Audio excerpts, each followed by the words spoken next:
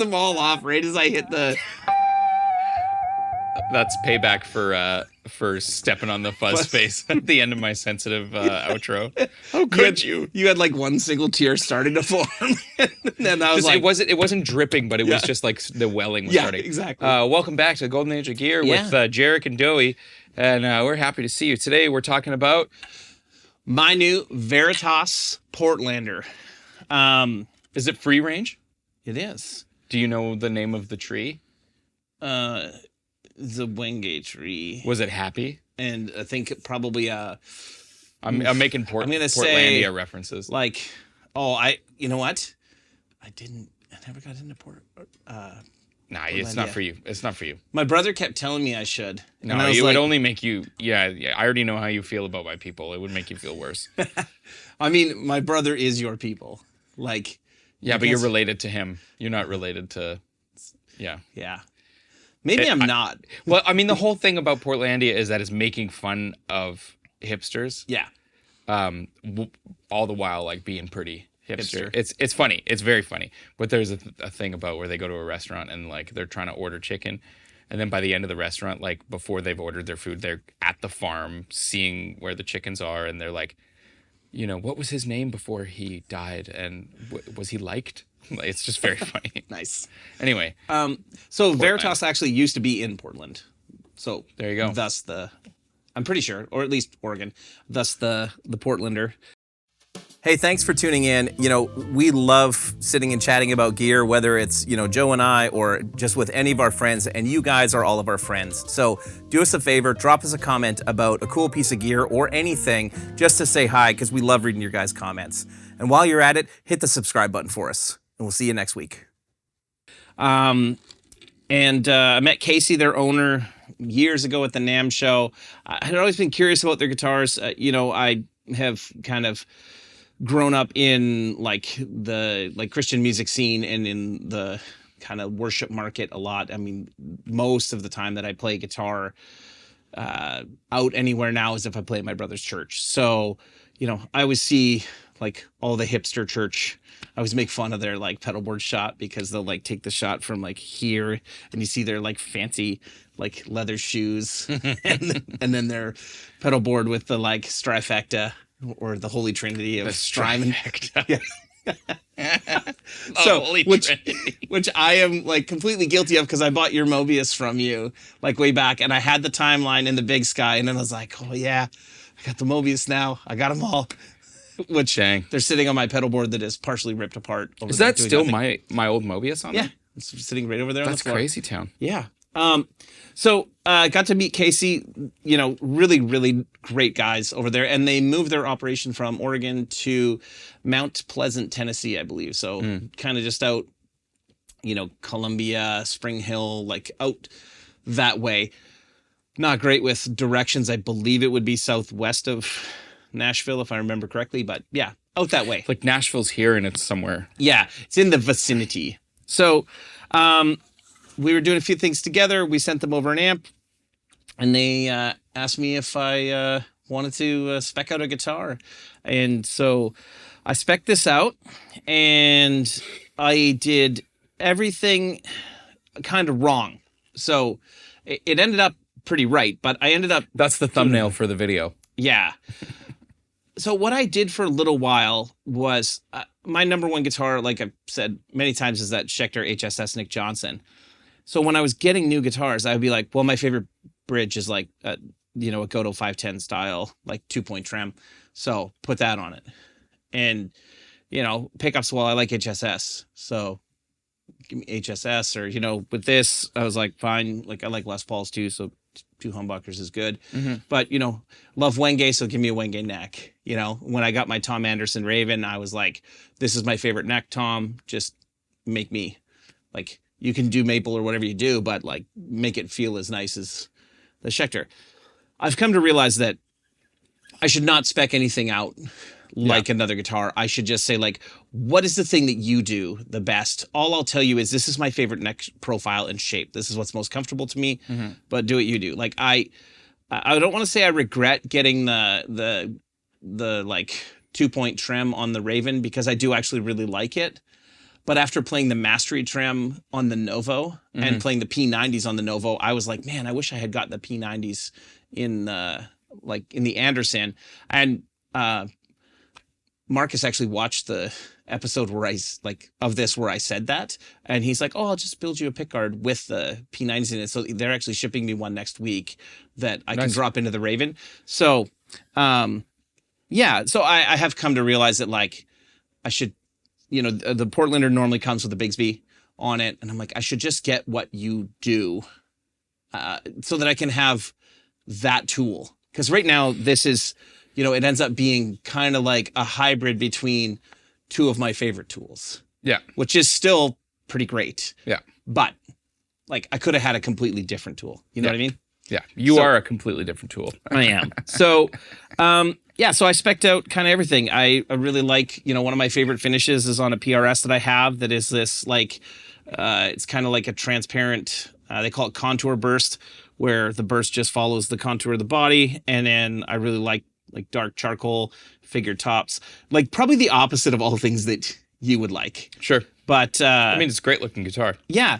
And, Casey, probably just hated me because they normally do a Bigsby, their bodies are actually normally thinner than what they needed to do for this in order to allow for room for the block on the bridge. But yeah, it's an absolutely stunning guitar. Looks and feels great. I haven't used it a whole ton because of the way that the wenge necks are. Same with like the maple necks on the Anderson. Like our winters are not necessarily kind to them. Right. So I just had this one kind of reset up after it came through its first winter with us, and did a little bit of this, and it's back in great form.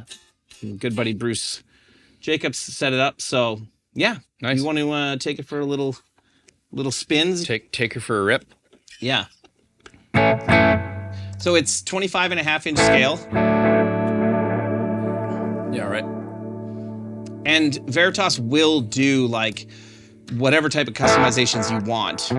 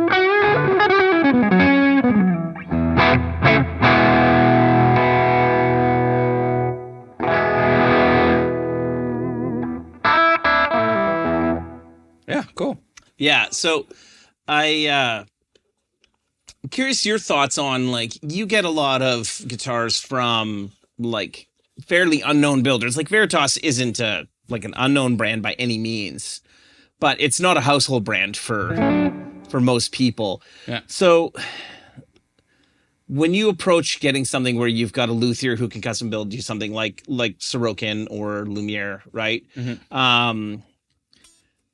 Do you go the route of just saying, like, what is the thing that you do? Or do you like to spec out? With my Sorokin, I had fallen in love with a 54 at Carter. And so I called Alex and said, hey, is there any way that you would do this, like something similar to this? And he was like, well, I don't take orders. I just build what I want and sell them to, he's got one dealer, and that's kind of, how he does it, which I respect. But he said, I have been wanting to build an all gold P90 wrap tail though. And so you kind of asked at the right time, and I could make an exception to my sort of no orders rule if that, if that's what you're into. And then, in terms of the neck shape and stuff, I was just like, I liked everything about that 54. So, you know, I don't know, whatever your interpretation of what a 54 is. He ended up getting, I don't even know how he did it, but he got Zach to kind of trace the profile of the neck and send it to him. So he got pretty into it. But everything else that I have 2 other guitars of his, and you know, the only request I made of the second gold top that I have was that it was humbuckers. Everything else was like giver. And he primarily builds like Les Paul or like single cut. Yeah. So then he builds juniors. He built a junior for me as well, and it was the same thing. And he basically like he took all the things that he liked about the first build, and a couple things that he thought, I could have done this differently, or I want to try this instead. But I just basically, other than those few sort of, I don't know, markers, I said, just give her whatever you do. And same thing with Lumiere. I had said, you know, I want a black guard. Yep. Other than that, go nuts. And they had kind of said, wow, black guards are not really our thing. Would you be, if we gave you a really, really good deal on a second guitar, would you get a black guard and like, and something that's a little more like the hollow T thing that they do. Yeah, and I love the black guard that they built. Like it is, for me, it's like it's as telly as I need something to be. I play the other one way more. Right. Yeah, and but also like we've talked about this before. I'm not super fussy on neck stuff. The only thing I don't like is a really thin neck, which this neck is too thin for me. Right. Like it's a comfortable guitar to play, but I find myself like kind of losing my grip on it. Right. Also, I'm shitty in standard tuning, but that's, I mean, even if it was in my tuning, I would have a hard time hanging on to it. Yes. But I prefer definitely a thinner neck profile than what most of your guitars have. Yeah. So honestly, so do I. I mean, most of my guitars are pretty beefy, and I wish they were smaller, but they are what they are, and whatever. Yeah. I'm curious in the comment section, like, first of all, like, have you guys ordered custom guitars or had like a smaller luthier build you something that you got to spec out completely? I'm always interested when I get to try people's guitars that they fully spec'd as well, because you really get an idea of like what they find comfortable or what inspires them to play. You know, there's been a handful of times that I've met guys that like fully spec something out, and when they're sitting and like kind of showing it off to you, it's one of those things where like on paper, all the specs, like everything seems like it's going to make the best instrument. And then when you get it, you're like, I don't know what's off about this, but something's off about it. I feel like you're missing an opportunity for a collaboration with somebody when you overspec something. Right. And I think that's maybe how I feel sometimes when things have been like, this is exactly to my spec. It's like, it doesn't feel like anyone built it. Right. Do you know what I mean? And I think that's what I like the most. Like my original Sorokin, the all gold P90 Sorokin, the neck on it is gigantic. Right. And it's honestly bigger than I remember. And Alex was like, that was pretty big. Yeah. But it's like, that's that guitar, and it's like part of the charm, and you play it a certain way. Whereas like, I feel like it's just a missed, like, I don't know. And maybe it's just part of the artist part of me, where like collaboration is, I often find like collaborating with someone is where you find out things about yourself that you didn't even know. Right. And so you're allowed to, you know, if this makes any sense, you're allowed to be more yourself when you allow someone to influence you a little bit. Yeah. Whereas, you know, when you spec something out like note for note for note for note, you're just staring in the mirror. You know what I mean? And so I think that there's like, I mean, and some people might disagree, and that's just my take on it. And that's what I like. All my instruments are different. Every single one of them. Even my 2 Lumieres, the necks are different. Yep. Yeah, I kind of made that mistake, I would say, over the last like year and a half or two, that when I started to get some like guitars from like this one, where I chose specs that from my number one, that, you know, in the end, I'm super happy with this guitar. It feels great. It feels like home because it feels like the other thing. But then it has me questioning, like, what are the stock things that he builds? Like, what's the thing that he does? What does it feel like? Yeah. And like, did I screw up? Still love it. You know, feels awesome. Yeah. But you know, I think I've come to realize that like, okay, moving forward, like I want to know what you like. If it's a builder, like I want what you do. Just make sure that the neck's comfortable for me, because that's where you and I are very different. That like, if the neck doesn't feel right to me, I'm gonna always reach for whatever else is, you know, hanging on the wall or in the boat that the neck feels comfortable. So, and I don't think, excuse me, I feel like I'm a bit of an like having less of an opinion about neck shape as a bit of an outlier. It's not like a super common thing, but I think it's just because I have so many different guitars, you know, and I have amassed a pretty good collection over the last 20 years of playing, and none of them were really custom ordered, you know, with the exception of like, you know, the Lumieres, but even then was like, you know, here are a couple of things that I love to have for my collection. Other than that, you know, go nuts. Yeah, when I got my Novo, Travis had called me and said like, hey, you know, wondering about you know, sending over something for you guys to check out. And, you know, I know like the body style is not really your thing. Like, you know, what we do isn't really your thing. So, you know, what would you like to check out? And I went on their Instagram and I was like, my brother loves these guitars. Like they're like, it's probably my brother's favorite brand on the planet. And I'm just like, oh, this is so hipster, and I am so not a hipster. So I'm scrolling through and I find the like black and white one, Sarah's J, and I'm like, yeah, guess this. And like, it seems so we'll make shitty. a hipster out of you yet. Yeah, it's so shitty because I'm just like, yeah, this is, and I remember saying like, this is the one I find the least offensive. So anyway, so they built it for us, and Travis was asking me a bunch of questions, and I was like, honestly, man, you know my taste, you know my style, like. I don't really know or care. Like at the time I had no offset guitars, and I'm like, you know what, man, just whatever you guys do, just make it the black and white one. And I said, what are your neck profiles? Like, do you have like a 50s Gibson, like a fat neck and a thin neck? And he's like, yeah. And I'm like, give me the thin one. That's all. Yeah. And like, I can't remember exactly what they call it. One is called I think it's called the Chunky. Yeah. And then I don't even remember what the other one's called anymore. But he made Chunky Monkey and Skinny Mini. He made me the other one.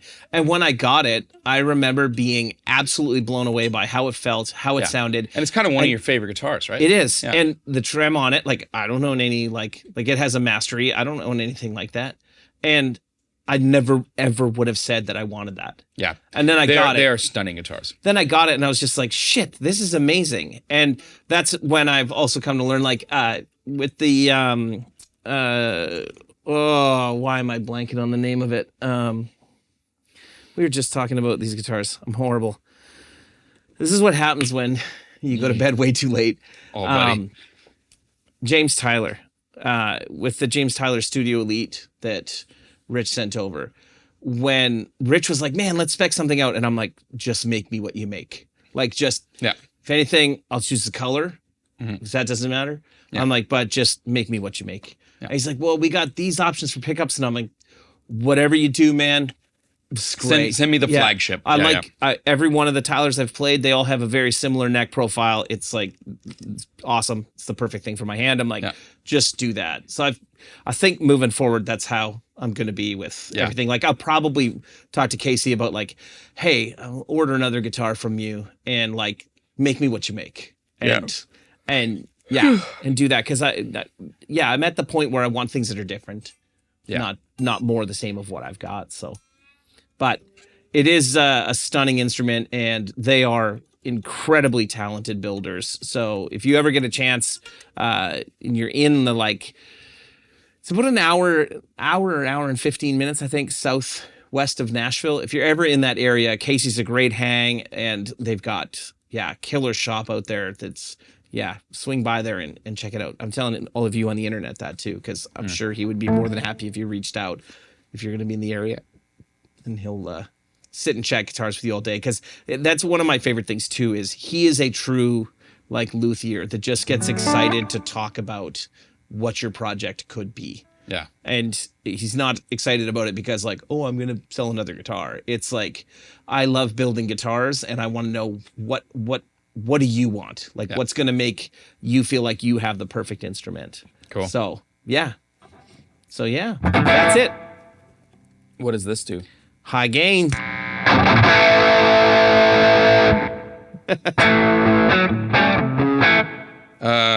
Yeah. Anything more to say about the Veritas? No. Don't Veritas think so. guitars. Oh, it's got a badass case. It's got like the Western Paisley case. Super. Sweet. Yeah, really nice little like finishing touches on stuff. Yeah. Yeah. That's cool. Yeah. So Veritas guitars. They give a hoot. that should be their new slogan. I hope he makes, owls are pretty hipster. Like put an owl on something. Oh yeah. So you could do like Veritas guitars. Actually, they might have an owl in some of their stuff. Kiss and you of could death. say, yeah. Then you're gonna be Give a wearing hoot. toques in the summer and Casey, if you put that on a t-shirt, Joey and I get 10%. yeah. All right. All right. Thanks for tuning in. Golden Yeah. Edge Gear. Derek and Joey. Yeah. Cheers. Jarek and Joey.